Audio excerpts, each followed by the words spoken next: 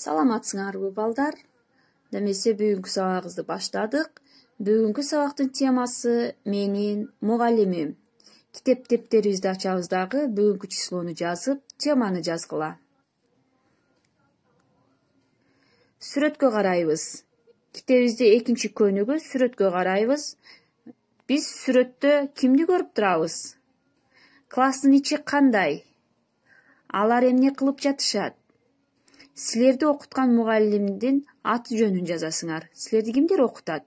Мына ошол эжеке агайларыңардын аты жөнүн жазгыла сөзсүз түрдө.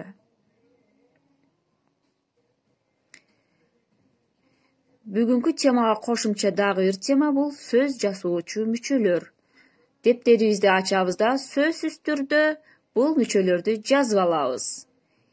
Унутпайбыз, сөз жасоочу мүчөлөр лу, стан, чы, лык мүчөлөрдү кирет экен. Мисал келтиребиз. То дегенди түшүнөбүз, Бийик Кыргызстанда тоолор көп.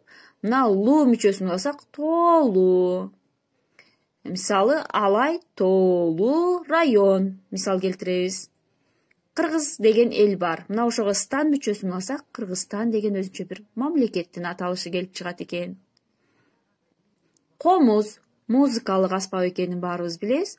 Ага чы мүчөсүн алсак, комузчу, комуз черткен адамды билип калат экенбиз. Ал эми бала деген сөзгө лык мүчөсүн алсак, балалык деген жаңы сөз келип чыкты. Мына ушул лу, стан, чы, лык мүчөлөрү бул сөз жасоочу мүчөлөр.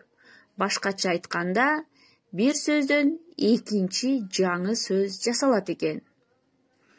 Буларды да жазып алабыз дептерге. Эми көнүгү иштейбиз. Китебибизди ачып, 3-чү көнүгүнү көчүрүп жазабыз. Белгиленген сөздөрдү уңгу мүчөгө ажыратабыз.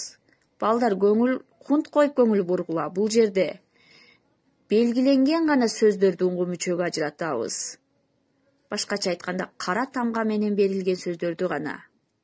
Текстти толугу менен көчүрөсүңөр, ошол кара тамга менен айтып берет, жазабыз, окуйбуз деген сөздөрдү гана уңгу мүчөгө ажыратабыз. Ал эми үйгө тапшырма 4-чү көнүгү. Керектүү мүчөлөрдү коюп жазабыз. Бул жерде көп чекиттерди коюп койгон.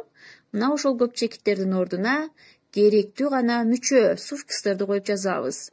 Андан кийин мугалим деген ырды жатка жаттап, менин WhatsApp номериме жөнөтүп коесуңар.